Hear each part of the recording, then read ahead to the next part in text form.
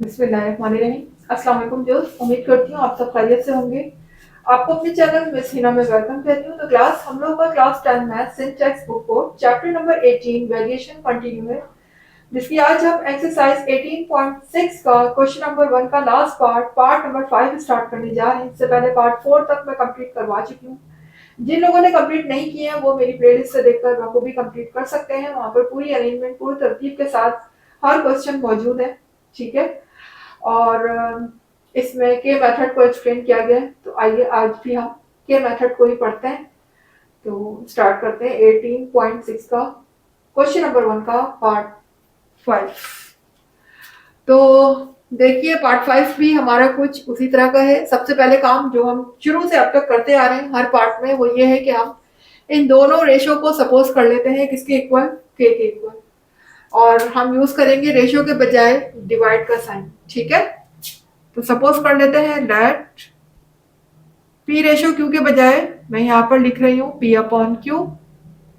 इसी तरह से सेम आर रेशो एस के बजाय मैं यहां पर लिख रही हूं R upon S is equal to, दोनों किसके इक्वल है, के। ठीक है।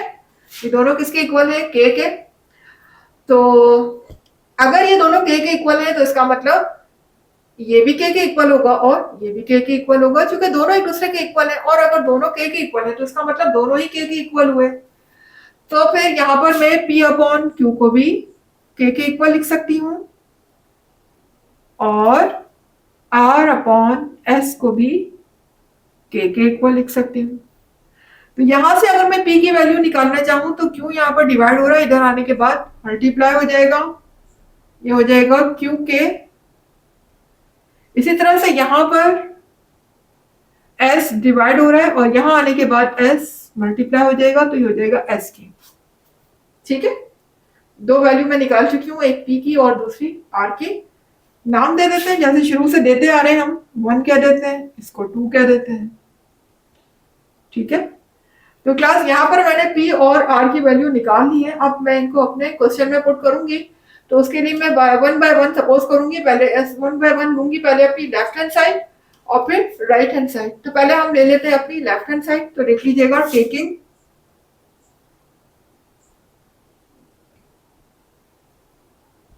Left hand side.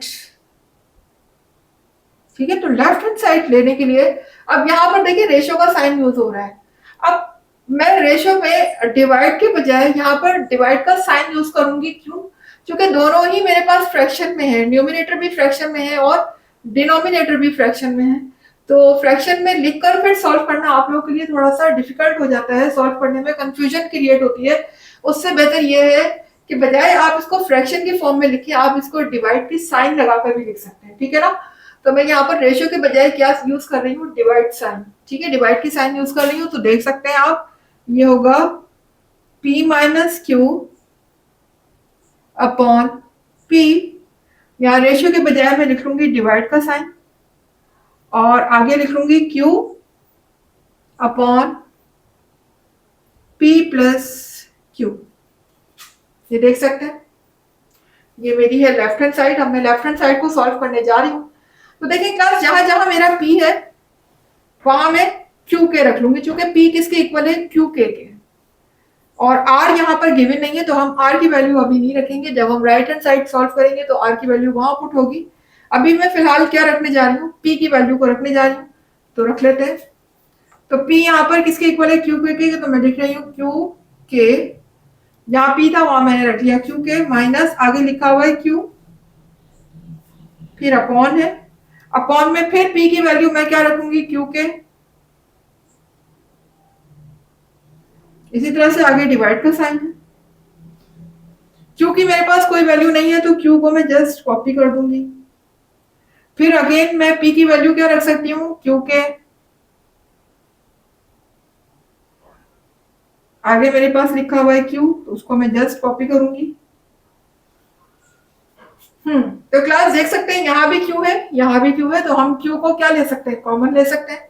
तो मैं क्यू कॉमन ले लेती हूँ। यहाँ पर अंदर मेरे पास क्या बचेगा, क्योंकि बाहर क्यू आ चुका है, अब मेरे पास यहाँ पर सिर्फ के है, माइनस यहाँ से क्यू बाहर आ चुका है। अब यहाँ कुछ भी रिमेनिंग नहीं है, तो यहाँ क्या बचेगा, 1। डिनोमिनेटर में मेरे पास लिखा हुआ है क्यू के, ठीक है। इसी तरह से यहां देखिएगा ये क्यू है, और डिनोमिनेटर में आप देख सकते हैं कि क्यू क्यू दोनों के पास कॉमन है, तो मैं यहां से क्यू को कॉमन ले सकती हूँ, तो ले लेते हैं क्यू कॉमन। अंदर मेरे पास बचेगा के प्लस 1। आपको पता है कि जब कॉमन ले लेते हैं तो वो चीज दोबारा रिपीट नहीं होती है, ठीक है। तो यहां पर आप देख सकते हैं जी, मैं इनको अब डिवाइड को मल्टीप्लाई में चेंज कर सकती हूँ। तो जब डिवाइड को मैं मल्टीप्लाई में कन्वर्ट करूंगी तो क्या होगा, ये वैल्यू क्या हो जाएगी, पलट जाएगी। राइट साइड वाली जो मेरी वैल्यू है, जो न्यूमिनेटर है, वो बन जाएगा डिनोमिनेटर, डिनोमिनेटर बन जाएगा न्यूमिनेटर। तो हम इसको डिवाइड को कन्वर्ट कर देते हैं मल्टीप्लाई में। तो देखिए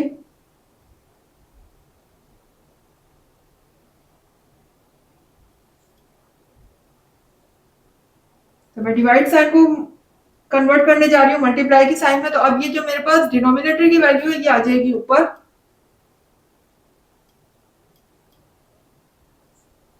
जबकि जो मेरे पास न्यूमिनेटर है ये बन जाएगा डिनोमिनेटर, यानी ये अपॉन में आ जाएगा।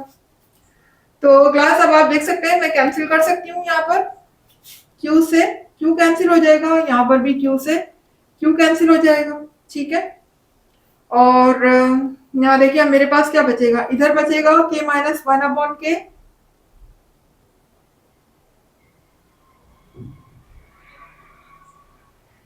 जबकि इधर मेरे पास क्या बचेगा, के प्लस 1।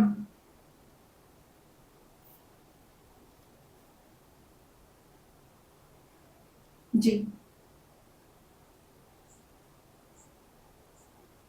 के प्लस 1, ठीक है। नीचे डिनोमिनेटर में चूंकि क्यू था वो पूरा का पूरा कैंसिल हो चुका है, तो अब मेरे पास सिर्फ यहाँ पर क्या रह गया, के प्लस 1, और डिनोमिनेटर में मेरे पास 1 बचा है, 1 हम लिखते नहीं।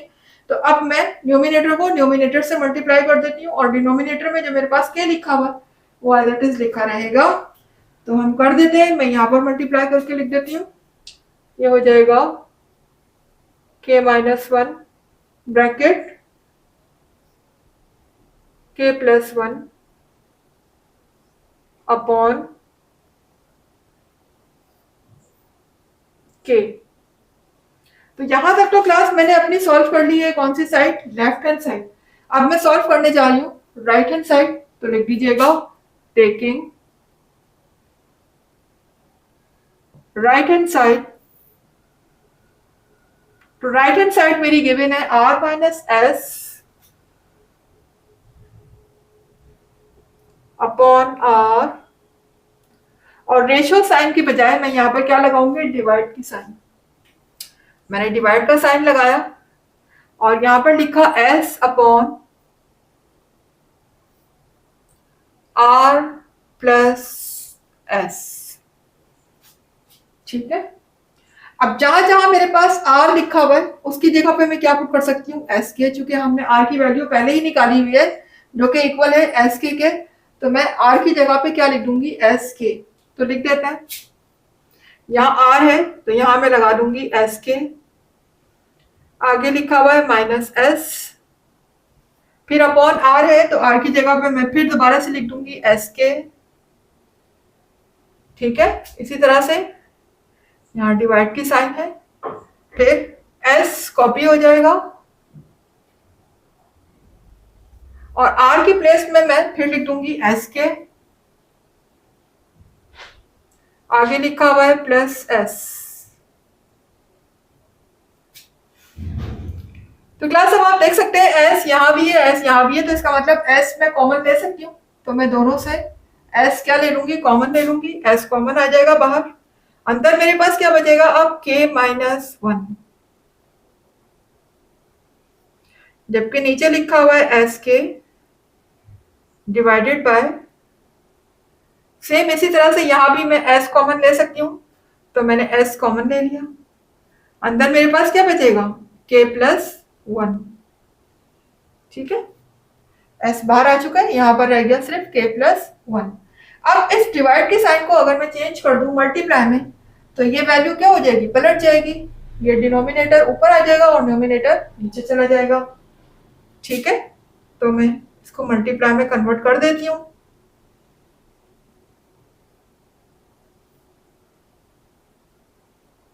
ये मल्टीप्लाई बन जाएगा तो ये ऊपर आ जाएगा s multiply by k plus 1।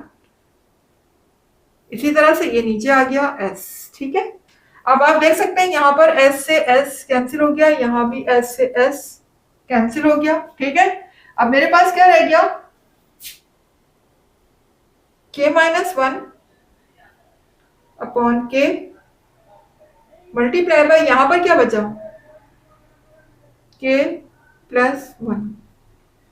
तो क्लास सेम यहाँ पे डिनोमिनेटर में 1 बचा, अब न्यूमिनेटर को न्यूमिनेटर से मल्टीप्लाई करके लिख देते हैं और अपॉन में k वैसे ही लिखकर रहने देंगे। तो ये हो जाएगा k minus 1 bracket k plus 1 upon k। ठीक है, तो देख सकते हैं आप, ये मेरे पास सॉल्व हो चुकी है राइट हैंड साइड और ये आया था मेरे पास आंसर लेफ्ट हैंड साइड का। तो आप देख सकते हैं कि लेफ्ट हैंड साइड और राइट हैंड साइड दोनों एक दूसरे के इक्वल आ चुके हैं। ठीक है ना, ये भी यही वैल्यू, ये भी यही वैल्यू है। तो क्लास यहाँ पर हमारा जो है क्वेश्चन प्रूव हो जाता है कि लेफ्ट हैंड साइड को हम इक्वल ले आ चुके हैं राइट हैंड साइड के। तो लिख दीजिएगा left hand side equal to right hand side, it is proved. तो क्लास यहाँ पर मेरा क्वेश्चन नंबर 1 हुआ कंप्लीट।